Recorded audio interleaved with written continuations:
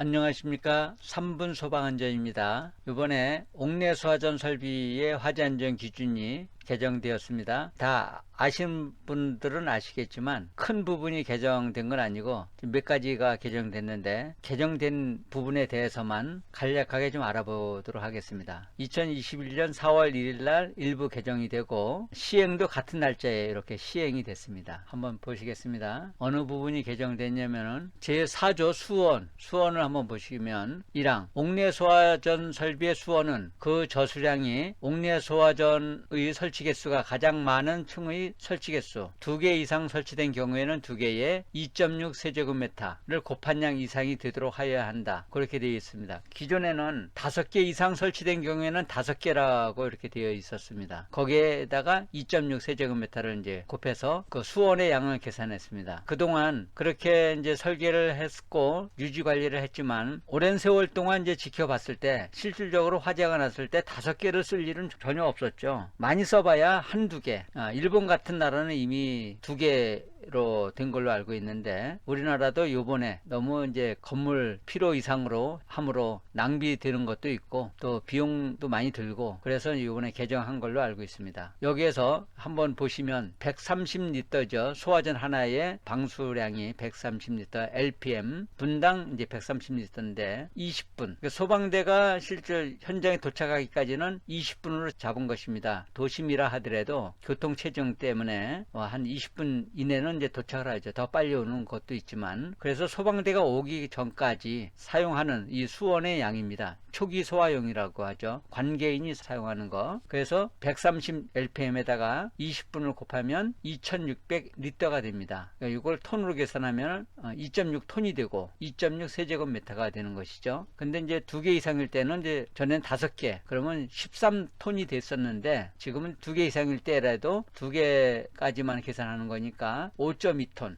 이면 되겠습니다. 근데 더불어서 저수조만 줄어드는 것이 아니라 옥상 수조를 하는 경우 옥상 수조도 계산된 것의 3분의 1을 이제 또 별도로 설치하게 되어 있죠. 그래서 수조의 양이 줄어드는 것이 되겠습니다. 다음을 보시겠습니다. 제5조 가압송 수장치 1항에서 우리가 전동기 또는 내연기관에 따른 이제 펌프를 사용을 이제 많이 하는데, 가압송 수장치의 종류에도 여러 가지가 있죠. 펌프 방식이 있고 고가 수조 방식, 가압 수조 방식, 압력 수조 방식, 여러 가지 가 있지만 보통 이제 펌프인 경우에는 펌프의 용량을 계산할 때도 2개 이상일 때는 소화전이 2개, 어느 층이 2개 이상 됐을 땐 2개로 계산한다는 것입니다. 전에는 5개에서 이제 2개로 바뀐 것이고, 만약에 이제 1층은 하나, 2층이 2개, 3층이 하나일 때는 제일 많은 층의 것을 이제 기준으로 해서 하는 것인데, 아무리 많아도 이제 2개로 계산한다는 것입니다. 그래서 여기에서는 소화전을 2개로 계산하고 2개 동시에 개방했을 때, 전에는 5개일 때는 5개를 동시에 개방해서 방수압이 0.17메가파스칼 1.7kg 이상이 나왔는데, 저도 점검을 다니지만 현실적으로 거의 이건 불가능한 것이죠. 어떻게 소화전 5개를 열어서 그걸 다 해볼 수 있습니까? 요거는 이제 2개일 때 2개를 동시에 열어서 방수압을 측정했을 때도 0.17 나와야 한다는 것입니다. 다음을 보시겠습니다. 호스릴 방식일 때도 마찬가지고, 그림을 한번 보시고 여기에도 펌프의 토출량을 이제 설명하는 것이죠. 이게 그 펌프의 토출량도 130리터에다가 아무리 많아도 2개까지니까 펌프의 토출량 자체가 작아지는 것이죠. 그래서 소화전이 하나일 때는 130, 2개일 때는 2를 곱하니까 260rpm. 펌프 자체 명판을 보시면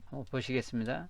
명판을 좀 확대해서 보시면 이렇게 나와 있죠. 전량정 이거는 이제 97m고, 그 다음에 토출량 여기는 2.17, 그러니까 2120rpm인데 옥내 소화전과 스프링클러 그거를 합친 토출량이 되겠습니다. 토출량과 양정이 이렇게 각인이 되어 있죠. 펌프 용량도 이제 많이 줄어들게 되죠. 16번 가압송 수장치는 부식 등으로 인한 펌프의 고착을 방지할 수 있도록, 고착이라는 거는 임펠러나 요 축 부분 부식돼 가지고 녹이 슬어서 융착이 돼서 펌프를 기동했을 때 펌프가 회전하지 않습니다. 그렇게 흔한 건 아니지만 가끔 점검할 때 보면은 평상시에 돌리지 않다 보니까 뭐 1년에 한 번 정도 돌려보는 경우에는 융착이 돼서 모터는 돌아가려고 윙 소리가 나는데 펌프는 회전이 안 돼서 고착되는 경우가 있습니다. 그걸 방지하기 위해서 이번에 법이 개정된 것인데, 임펠러는 청동 또는 스테인리스 이렇게 부식에 강한 재질을 사용해야 한다는 것이고, 그 다음에 펌프 요 회전축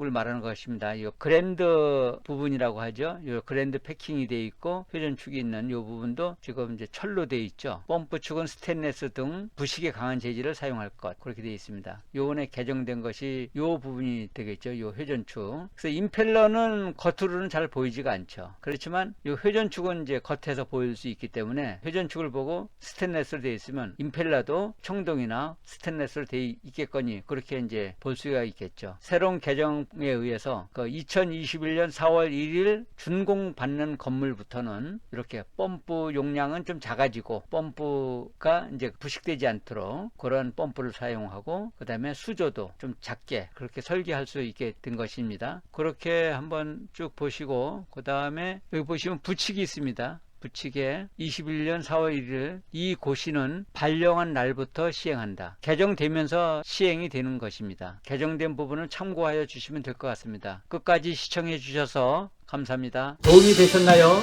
댓글, 좋아요, 구독, 알림 설정까지 꾹꾹 눌러주시면 좋은 영상 만들어서 올려드리겠습니다.